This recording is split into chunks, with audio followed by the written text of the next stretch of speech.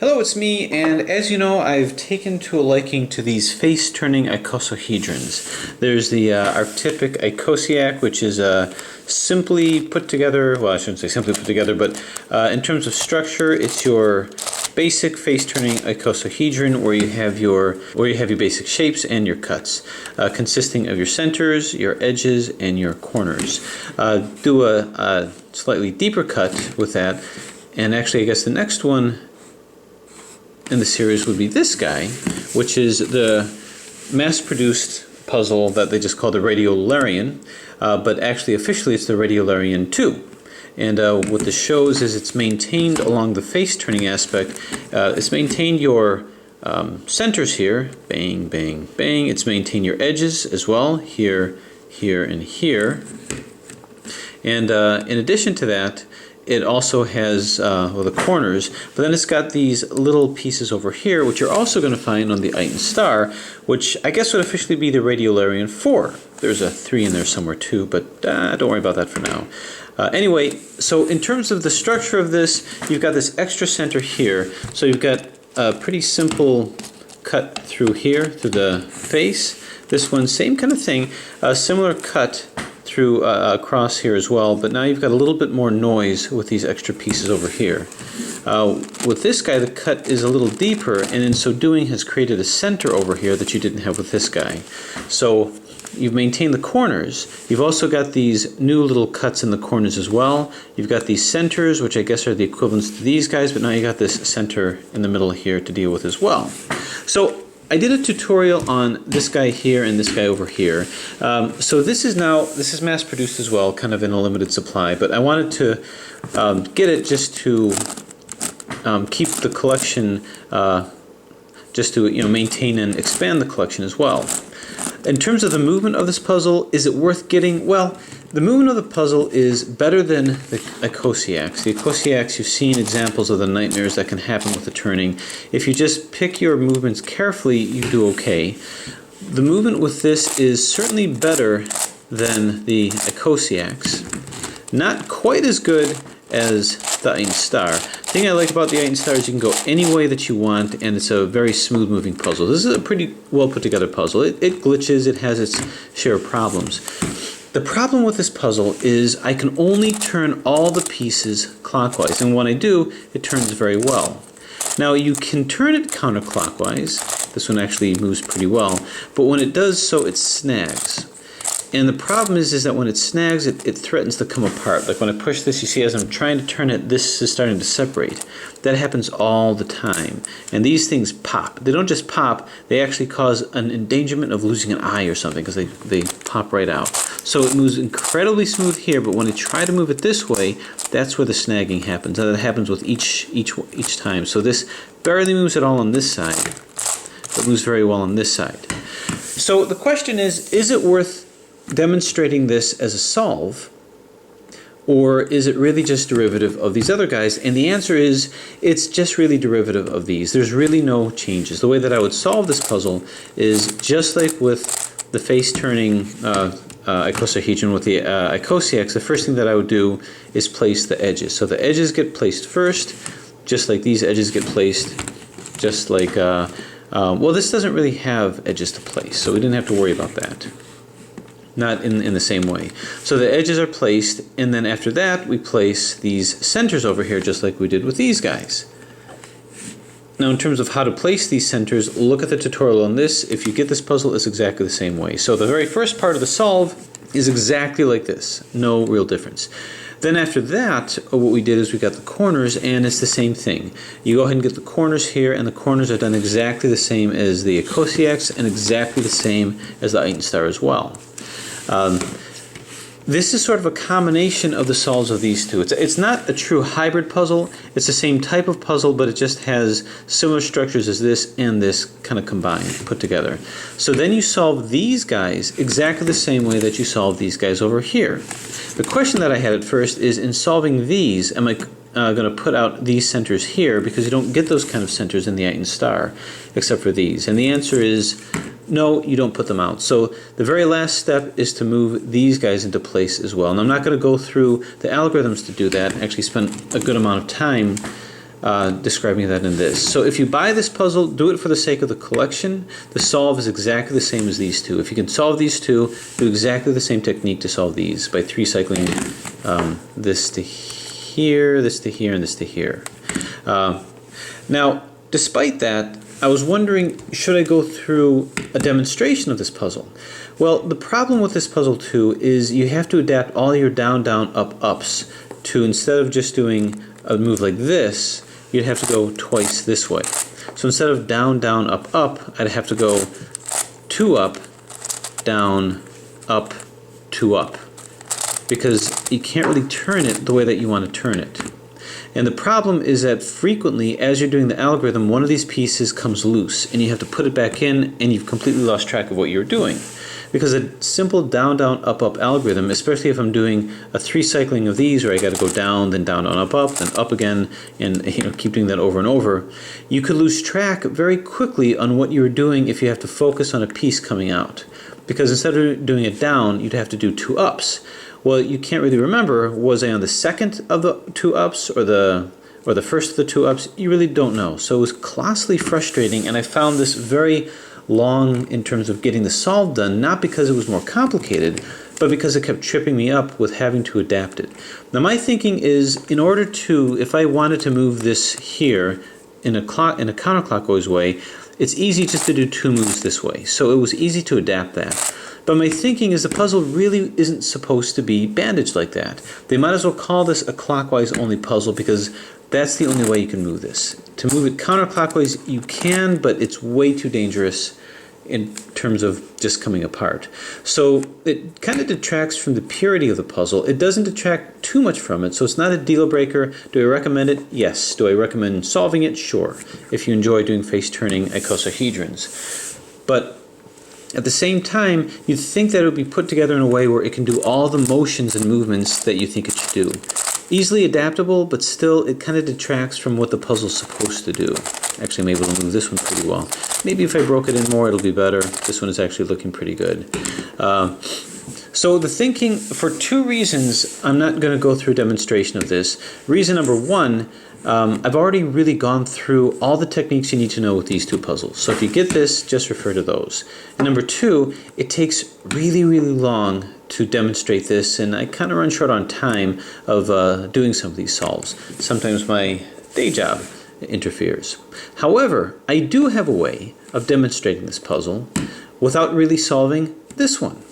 And it has to do with the process of modifying a puzzle and taking a number of sides and chopping it down to less number of sides. In other words, making a modification. So what do I mean by that? Well, if I were to take a 6-sided puzzle, like a cube, like a Rubik's Cube, we know what happens if you take this exact puzzle and you modify it and chop it down to a 4-sided puzzle. You basically have the master pyromorphics.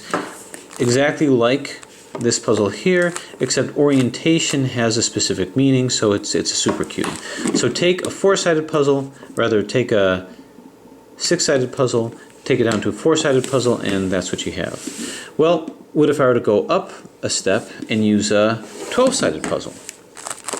Well, like this Megaminx. Well, if I take a 12-sided puzzle and I chop it down to a 4-sided puzzle, then I have myself Hexaminx. Hexaminx really is a dodecahedron, so a 12-sided puzzle, but it's taken down to a 6-sided puzzle. That's the Hexaminx, and in so doing, it shapeshifts, just like this guy shapeshifts, and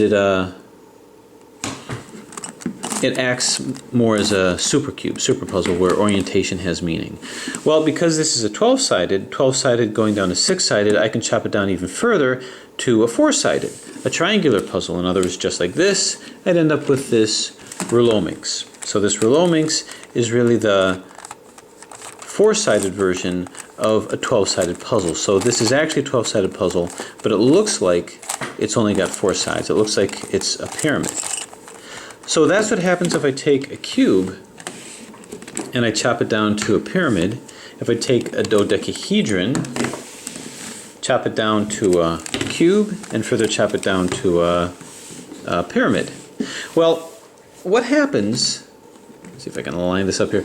What happens if I take my 20-sided puzzle and chop it down? What would I end up with? Well, if I take a 20-sided puzzle and I chop it down to a 12-sided puzzle, what would I have? I'd have exactly the same puzzle, but as a dodecahedron instead of an icosahedron. That would be a puzzle that's actually out there and mass-produced, which is this guy, this Rex dodecahedron. This Rex dodecahedron, which is mass-produced, is basically this puzzle, this radiolarian, or what you could call a radiolarian 2. They're the same puzzle. So that's what happens if you take a 20-sided and hack it down to a 12-sided. Well, what happens if I take a 12-sided and hack this down to a 6-sided? Take it down even further. Well, I'd end up with something that looks like this. And this is the Radio Cube 3. So although it's a cube, it actually is a 20-sided puzzle. So we can move it here. Now this is not the cubic version of this puzzle. This is actually the cubic version of the Radiolarian 3, which I don't have, but I thought I would just kind of demonstrate that. You can look at the similarities here. This is the cubic version of a dodecahedron. This is the cubic version of a icosahedron. But basically this is 20 sides. So these sides here correlate with the movement of this side over here. And the solve is complicated only insofar as your perspective can get a little off. But once again, you shapeshift as you would with most modifications. I'd have to line things up just right to make that happen. But it's really the same kind of a thing. So this is what happens if we wheel out all of the shape-changing modifications as you hack things down from one layer to the next. You've got the cubes,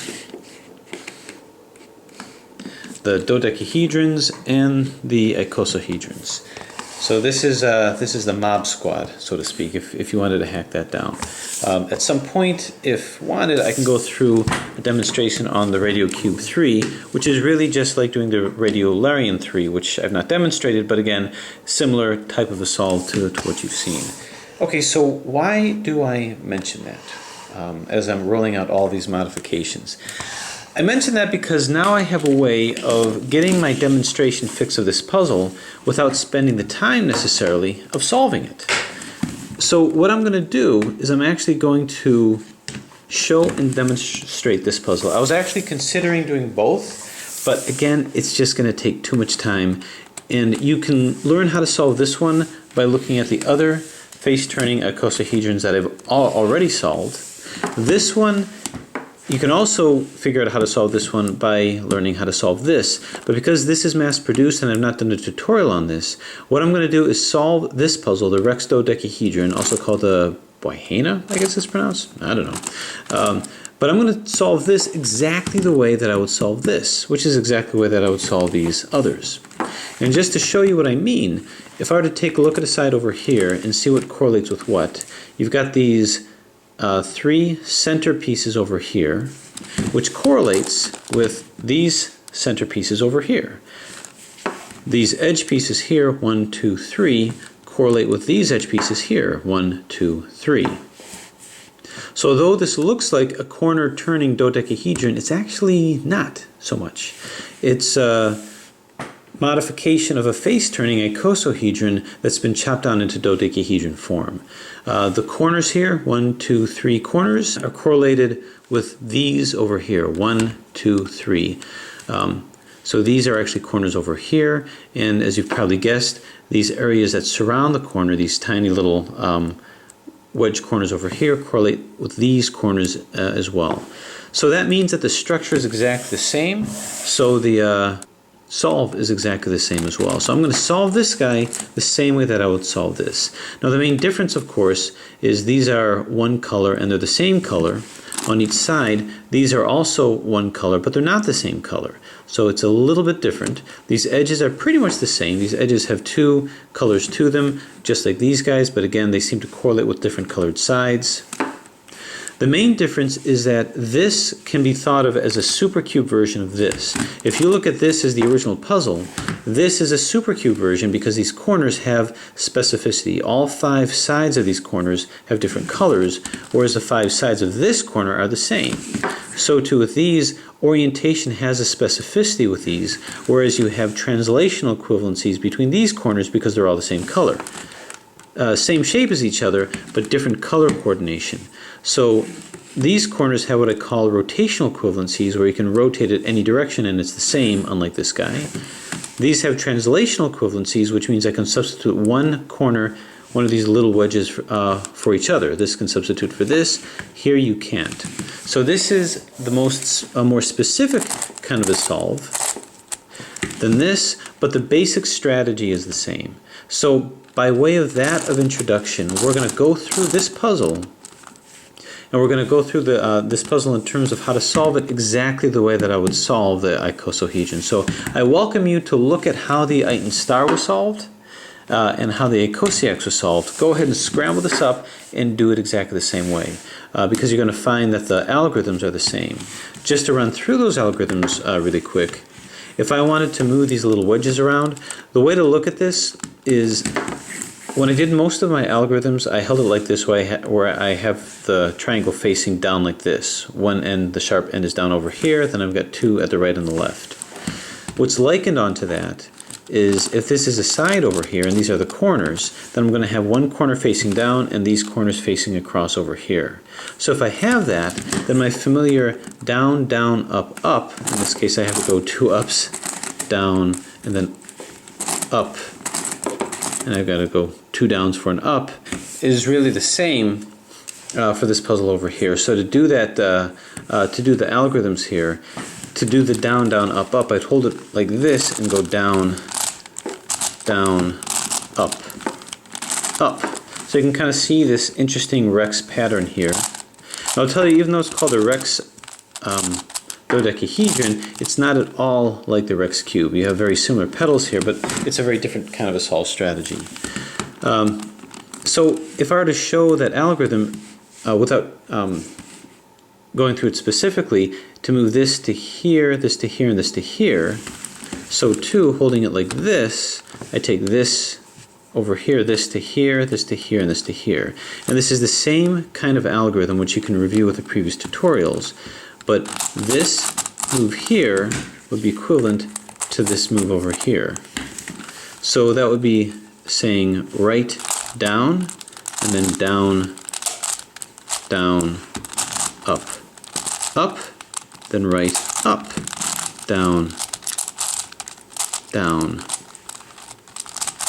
up, up, then once again, right, down, down, down, up, up, and then up, down, down, up, up. Now I went through a detailed reason as to how that algorithm works.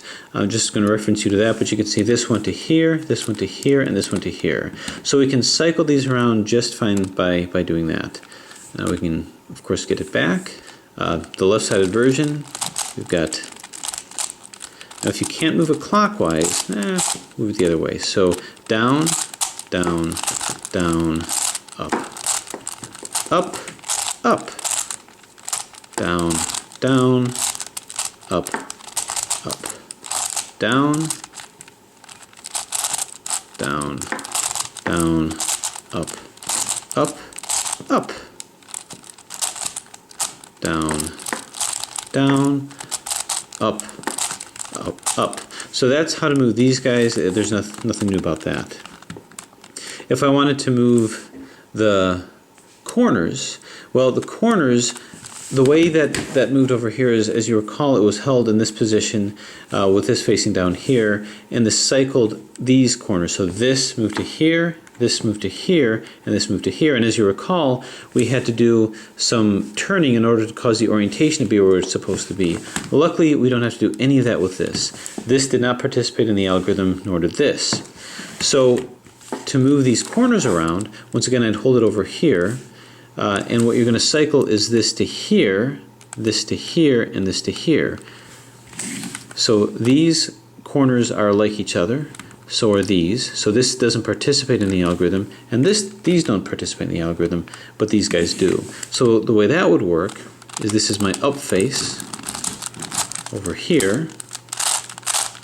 If it wants to move, usually it doesn't, just like this one here.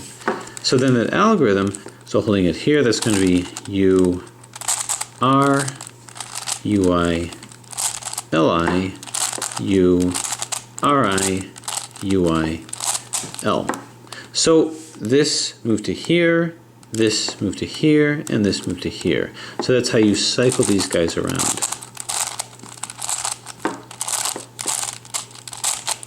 And we can get it back the same way.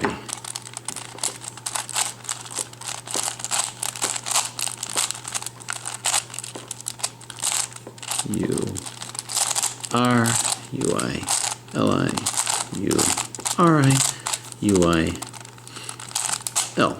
Okay? So that leaves us with these centers here, and these are pretty easy to cycle. That was simply a down, down, up, up. So if you were to correlate it the same way, remember this moved to here, this moved to here, and this moved to here, and the equivalent of what happens in those. So too, this moves to here, this moves to here, and this moves to here. If I do that same down, down, up, up. So it drags other things with it, but then we can separate these movements out. So this is done the same way. And in terms of edges, well, with edges, as you recall, no, I didn't use this. I used one of these guys, actually this one over here, so it doesn't really matter. But what I did is I did something different. I did R, U, RI, UI as a commutator, and what that did is this went to here, this went to here, and this went to here. When I did R, U, RI, UI. Had to adapt that over there, but these guys cycled. So same kind of thing here. That's going to be R, U, RI, UI. And what that's going to shuffle around is that's going to shuffle around these edges over here. This will go to here, this will go to here, and this will go to here. U, R, UI, RI. Okay, and that's it. So it's a matter of scrambling this and solving this in exactly the same way as these guys. This one learn to do by learning these guys, and I'm going to go through this by going through this guy over here. So the movement of this puzzle right out of the box is really pretty poor. It's not a very well put together puzzle right out of the box, so what you have to do is lubricate it, and even after lubricating it, it's still not that great. But what we're going to do is we're going to go through the process of scrambling this and seeing what kind of challenges this might cause. Now, bear in mind, this is a simpler version than the radiolarian because it's not a supercube. So we do have equivalencies. However, there is something that's a little complicated with this puzzle as well. And I'm thinking I probably should have pointed this out before I started scrambling it, but there you have it. So once we think we have a fairly decent scramble here, which it looks pretty good, there's actually further that you can go. Now, all of these puzzles have the ability to jumble, which means that they can shapeshift in a very unique and strange way. Now, I did do a jumbling scramble of Eitenstar because it's the best put together. I did not do a jumbling scramble of this guy because it would literally crumble in my hands. It's just not worth it. So too, this is really not worth jumbling because it doesn't really add to it, and I would, except for the fact, again, the movement is too poor to really allow for effective and fun solving because you're going to be ending up spending most of your time popping pieces back in. This, on the other hand, I have no excuse. It can jumble, so I'm going to go ahead and jumble it. Now, I'll tell you, there's always the worry that when you jumble something, you might end up getting it back in its normal position in a way that you can't solve. You have to do more jumbling in order to solve it. But if you hold it here, I can make these moves, which does this jumbling shape-shifting. And the question is, will the process of scrambling this in a jumbling way make it to where I get impossible configurations? See, I can't move this now. give me impossible configurations that cannot be solved when I take it out of the jumbling position, and am I going to find myself in a situation where I'm going to have to rejumble it if I'm ever going to hope to solve it. Now pretty soon the process of jumbling is going to limit any further motion that I can do. So I can move it like this, but I'm pretty soon reaching a point where I've jumbled my way out of the ability to move this, and I think I might be there. I can try moving this over here. So the question, of course, does jumbling this particular puzzle make the solve even more complicated, aside from just getting it back into its normal position? So I think that's about as much as I can do. I can do maybe a little bit more moves over here. But my goal is to try to do the ultimate scramble and get it from as messed up a position as possible before trying to solve it. But that's fairly messed up over there. So there you have it, a completely scrambled, completely as I can, jumbled Rex dodecahedron puzzle where none of these sides can move save for a couple, this one and this one. And let's see how we can navigate our way through the solve.